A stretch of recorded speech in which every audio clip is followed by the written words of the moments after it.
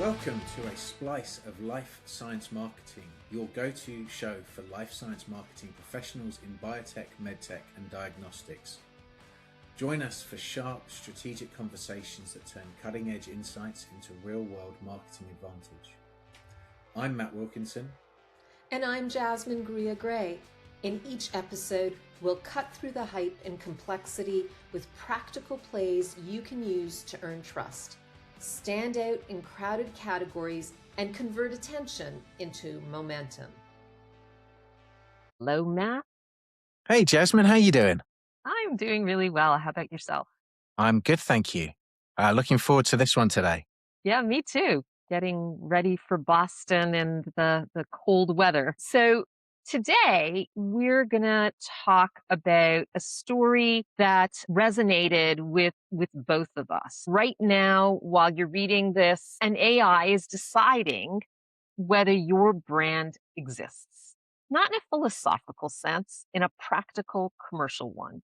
A life science researcher is asking ChatGPT or their favorite LLM for recommendations on flow cytometry systems. Another is using Perplexity to compare qPCR platforms. Your product might be brilliant, your content might be comprehensive, but if AI can't find you, cite you, and recommend you, you're invisible. For the first time since Google's early days, we're watching the rules of discoverability get rewritten in real time. And most life science marketers haven't noticed yet.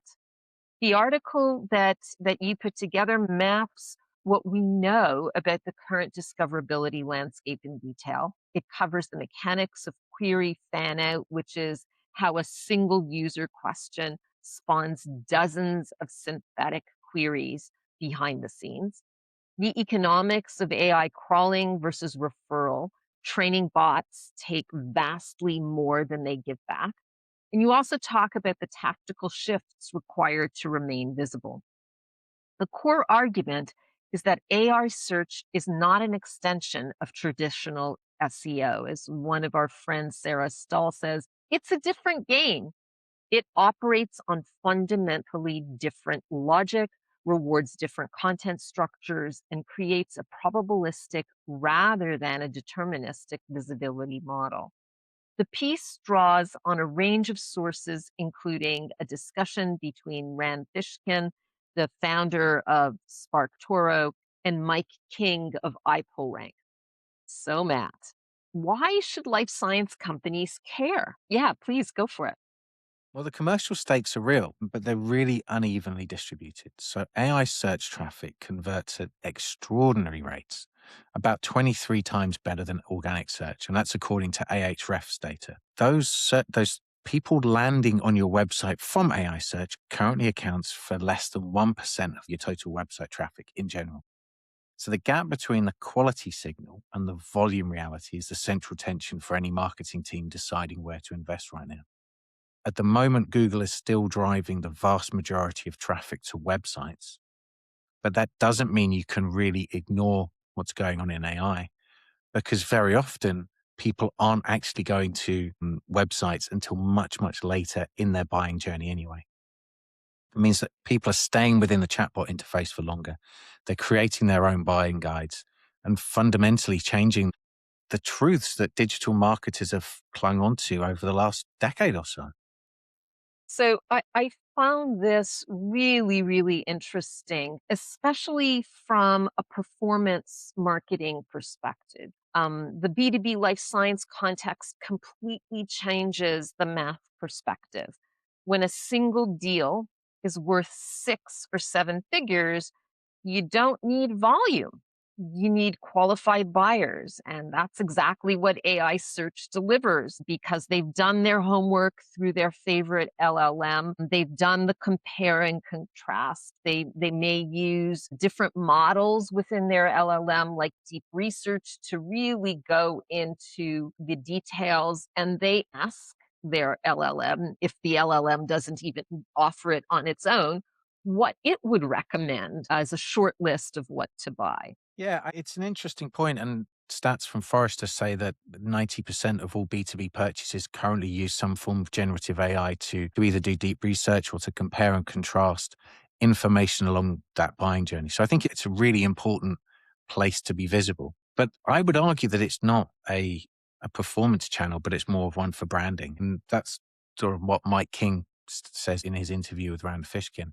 And he was the 2025 Search Marketer of the Year. I mean, he's done a lot of client work and a lot of research. I would contend that these platforms are more branding channels than they are performance. Your return on investment is going to be reasonably low, at least right now. In fact, I think it's vitally important that our brands are visible in AI search. I just think that it doesn't fit within the performance marketing bracket. It's interesting because I've heard Sandy Carter, who's recently taken over the Marketing Companion podcast from Mark Schaefer, say that there is evidence that the traffic from GPT converts at a much higher rate than traditional. And even King's own client data contradicts the branding only thesis.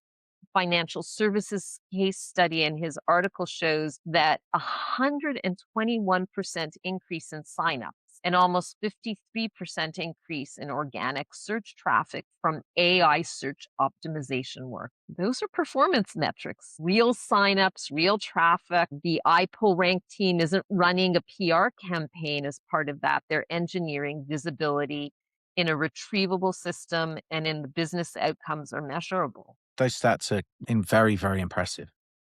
The challenge is that the volume reality hasn't yet changed. Google still drives 345 times more traffic than all AI platforms combined.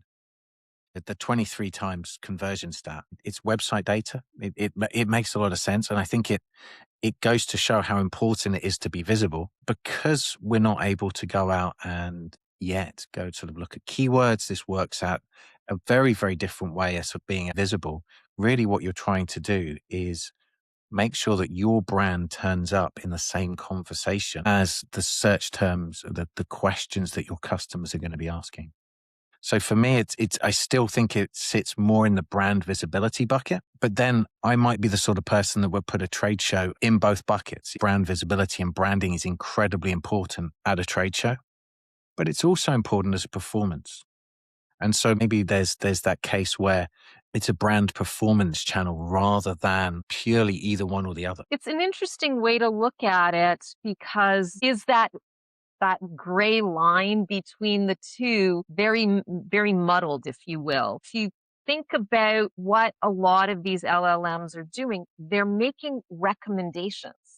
So to me, that's a conversion metric. Once you're jumping into that recommendation bucket, and the inflection point from the branding signal to the performance channel is a question maybe of when, not whether. And by the time it's obvious, the early mover advantage is gone. Yeah, I think one of the really important things right now, in my mind at least, and this is unproven, is that being able to be found in AI search, because of the way the bots work, there is an argument to say that if you're being found in AI search, you're more likely to end up in the training data for the next model. And if you're there and those probabilistic connections are being made between your brand and something else right now, the more that you turn up in that data, the more likely you are to be the brand of choice in a search for any particular sort of question. And so I think that really works well. I think that's the big thing that keeps me awake at night for sure. So maybe what we're saying, it's not brand or performance, it's brand and performance. It's certainly generating awareness for your brand, awareness for your overall company's portfolio. And it's also, with the recommendation, leading to conversions. It's also this timing of, as these models are constantly evolving at a breakneck pace, the time period for the brand and moving over to performance is being collapsed. I think that's right. The real strategic decision right now isn't how to classify it. It's how to position now so that you do capture that performance upside when it arrives. I don't think that we're there yet. I don't think that we see that sort of volume, but being part of the conversation is so important. And we now have to be thinking about marketing to the bots as well as to our customers. And I think for me, the big challenge is we're no longer writing just for humans. We have to write for humans and great questions, and large language models love human answers. But we have to be making sure that the way that we construct our content, the way that we write, the way that we architect our content delivery systems is as AI friendly as possible. I think that's absolutely true. On top of it, it's also having the commercial organization, sales, FAS, marketing, product management, being so much more present and visible so that when the scientist, the future client, is interested in debating and understanding more from what they've learned through their LLM, that those humans are in the loop and those humans are able to build that relationship and carry that relationship over into the user phase. I think that's right. And I think that also segues nicely onto our second story, which is one that you wrote on a very similar topic, which was really about how does this affect product launch and what does this mean for product marketers? Here's what no one admits about AI search in the life sciences. Most teams spend months perfecting their launch checklists, sales enablement documents, documentation, pricing approvals. Then they assume that researchers will find them. And what they're not seeing is that AI tools are already making recommendations about their products to thousands of researchers, or not. They may be making recommendations about your competitors, and no one on the team knows what those recommendations say. People aren't necessarily even doing that research themselves. ChatGPT processes about 2.5 billion prompts a day. And here's the tension. Generative engines don't reward depth the way traditional search did. They reward authority. Now, that either levels the playing field for niche players or hands incumbents, an even bigger edge. Now, I wanted to ask you a question on this. Imagine you're a product manager, Jasmine, with one big content play before launch and real competitive pressure not to tip your hand. Category buyer's guide or deep application. Walk us through how generative engine optimization changes that. Yeah, so I'm going to use the cop out answer. It depends. It depends on your GEO, generative engine optimization strategy. And what do I mean by that? The buyer's guide and the application note are not interchangeable content plays with different aesthetics. They're two fundamentally different bets on how generative engines discover and recommend your products. One optimizes for the researcher who already knows their use case. The other optimizes for the researcher who is still deciding what category of tool they need. So GEO doesn't treat them the same sort of way. Does it matter which one you pick? GEO changes the logic of that decision in a way that traditional SEO doesn't necessarily. So for me, this feels like it really flattens the playing field. That means that startups or smaller budgets can actually compete where they maybe couldn't before. So for me, content quality seems to matter more than budget in AI discovery. Focused application guide, well orchestrated, well marked up on the website, targeting specific job to be done, specific questions. That can really outperform generic overviews from much larger competitors. Often AI system can't even make sense of the offer of those companies. And I think it's particularly helpful because AI systems really rewards specificity and structured answer-ready content over volume. Fair enough. At the same time, there is a bit of first mover advantage, a bit of an incumbent advantage. AI systems clearly learn from what already exists on the web. Incumbents to a particular category, for example, liquid handlers, have years of forum citations, review mentions, technical comparisons, indexed documentation that has been absorbed by your favorite LLM. This isn't just content volume, these are trust signal densities, and AI systems weigh it heavily when assembling recommendations. That is true, but I think it neglects the recency bias. And so we know that AI search does prefer more recently updated content. And we know so many big organizations put pages live and then they're forgotten about and they exist until the next big web refresh and maybe even aren't even rewritten as part of that. They're just moved over to the next platform. So the barrier for entry for GEO is lower than for almost any other discovery channel. And you don't need massive ad spend or a PR team. You just need to do a lot of well-structured content that answers the exact question a researcher is prompting and really being able to make sure that you're answering those questions and all of their permutations in the right way. Without a doubt that answering those questions in the right way, in an AI friendly way, and getting your persona AIs to weigh in on what those friendly ways would be is super important. At the same time, GEO optimization, we believe it takes roughly 3 to 6 months to show results. So for a niche player entering a crowded category, that runway assumes you have the resources and patience to wait. Most life science teams launching a new tool don't have that luxury more often than not. And that's fair.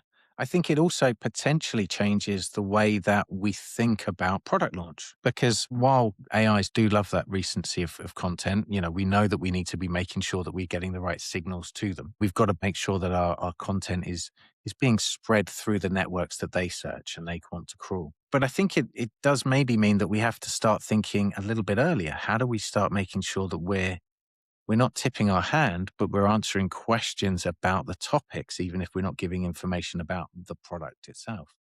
That for me still feels like we're in this wild west of AI search discovery at the moment where the rules are changing all the time. They're not fixed. Even though I spent a lot of time trying to understand what was going on in the space, there's still conflicting information out there.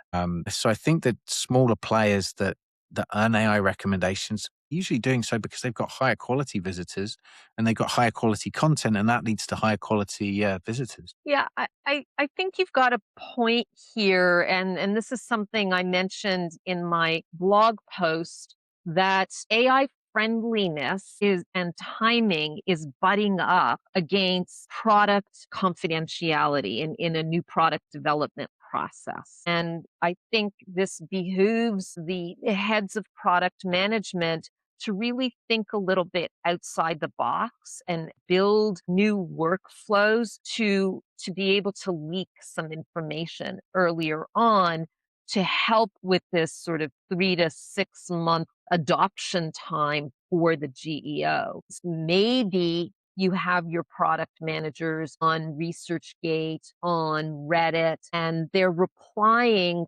to technical questions of an area that they're not really well known for yet. So it's sort of an easy early teaser for a new product that's about to be launched in a new category. That's just one example of how they may want to get ahead of the curve in order to play to the bots a bit.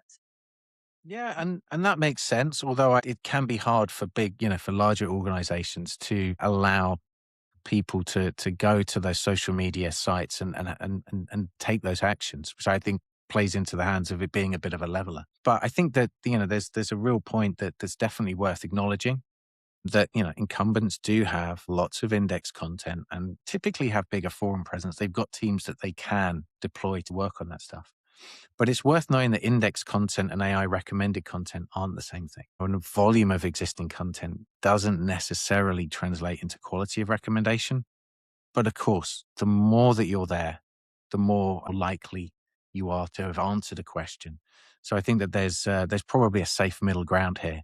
But it really is difficult to know exactly how things are going to change. And we're still having to experiment to understand these probabilistic machines. And even within that statement, we know already that Grok and ChatGPT and Claude and Gemini and Perplexity, they all answer questions in different ways. Their search algorithms all work off different probabilistic mechanisms. They all have access to different data.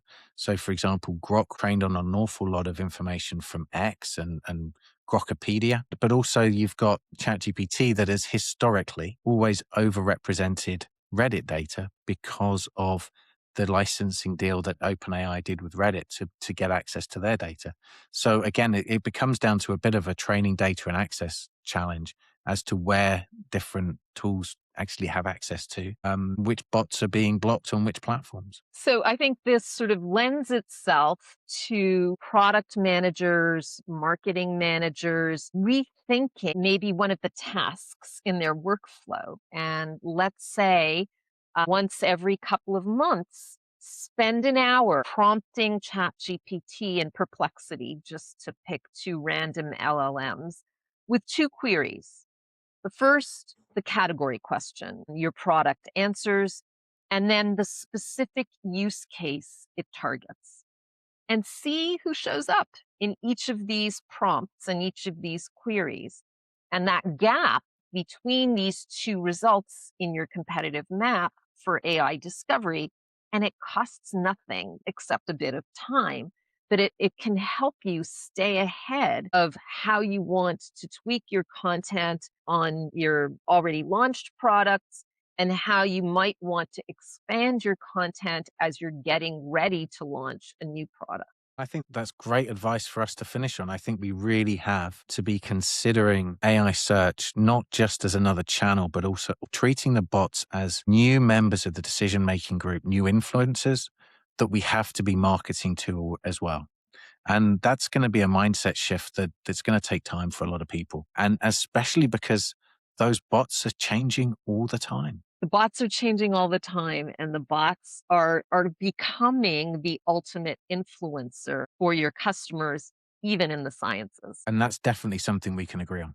Yeah, absolutely. Thanks, Matt. This, as always, has been a great discussion. That was good, a lot of fun. Look forward to the next one. Absolutely. Bye for now. Bye. Bye. Thank you for listening to a splice of life science marketing. We hope you enjoyed the episode. If this conversation helped you, the single biggest way you can support the show is to subscribe and leave a review on YouTube, Spotify, or Apple Podcasts. We'd really appreciate it, and it makes a huge difference. You can find out more about us and the topics we discuss at striven.com or on LinkedIn. Thank you so much for listening. We hope to see you next time.